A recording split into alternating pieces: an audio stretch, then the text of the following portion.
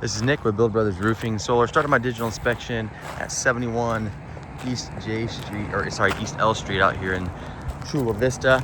We're on top of an older tar and gravel roof. Now the main thing that I'm gonna start pointing out on this roof is all the UV degradation that's been taking place. So essentially what's been happening is the gravel is loosened, has loosened from the flood coat.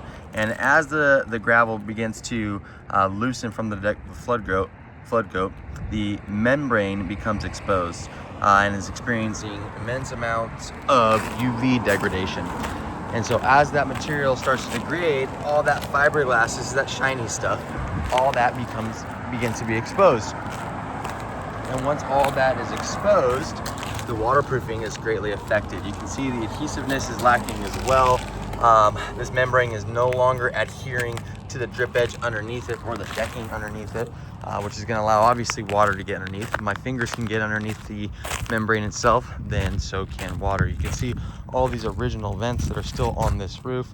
Just a ton of mastic has been used to kind of smear, it's been smeared over those vents over the years, just to try to keep it as sealed off as possible. But we've had a bunch of repairs done along this entire section as well.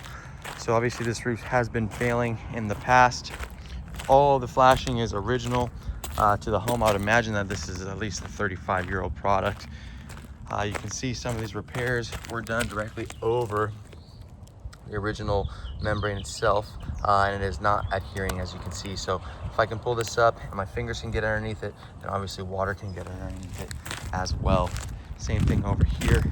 You can see where everything is starting to loosen up all the way around, all the way throughout this entire roof. So when I see a roof like this, especially with this type of material, it's really gone past any kind of repair and is in need of replacement. Now with any roofing project, there are going to be solar panels on the roof, and these are going to have to come off and be put back on. All of our crews are in-house, so we're going to go ahead and remove these solar panels. We'll store them on site, and then once the new roof is put on, we'll come back and reinstall the solar panels also. We're going to reseal and reflash all these penetrations after we go ahead and tear this roof down to the decking. We need to see what is underneath this product. Any kind of bad wood needs to be replaced in order for the new roof to adhere properly to the structure. Wood repair is always an unknown variable, so we won't know how much wood is going to need to be replaced until this roof is actually tore off. Once everything is done though, once all that wood is replaced, we'll go ahead and install the new roof. Now, I am going to recommend two products. So if they want to keep this flat roof material, then what we would do is install a TPO roof. We'd probably go with the tan color on this one. Or if the homeowner would like to install a shingle roof like this, we can go ahead and do that as well. Now this is a low slope roof, which means that we're going to be using an upgraded underlayment on this roof. You need to use an upgraded underlayment on a low slope if we are going to be installing shingles on it. That underlayment would be a titanium PSU 30 underlayment, which is a super thick, sticky, self-adhesive synthetic product that goes directly to the decking itself. Any nail that goes through it gets automatically sealed off. Once that is installed, we'll also be installing brand new drip edge along the entire perimeter. That is this piece of metal throughout. And then we'll go ahead and start a brand new starter shingle if we're going the shingle route. And then the actual architectural shingle goes right on top of that.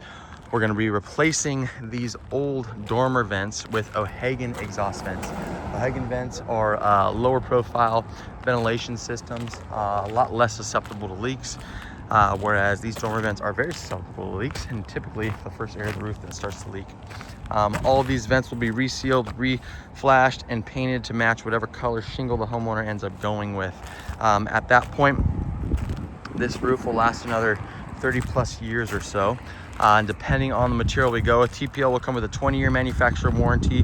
The shingle roof will actually come with a 50-year warranty from Owens Corning, because we're an Owens Corning preferred contractor. And then we're going to back that with a lifetime workmanship warranty on our end. We use all in-house crews, so whether it's my solar crews, whether it's my roofing crews, these guys are all in-house. These are our employees, all licensed and insured, so homeowners can rest assured that if anything happens, it will be taken care of. But yes, this roof has gone past repair, and I am going to recommend a replacement. It's always a good idea for a new homeowner to be proactive when it comes to the part of the house that's protecting everything else that's underneath it. That's it for my inspection.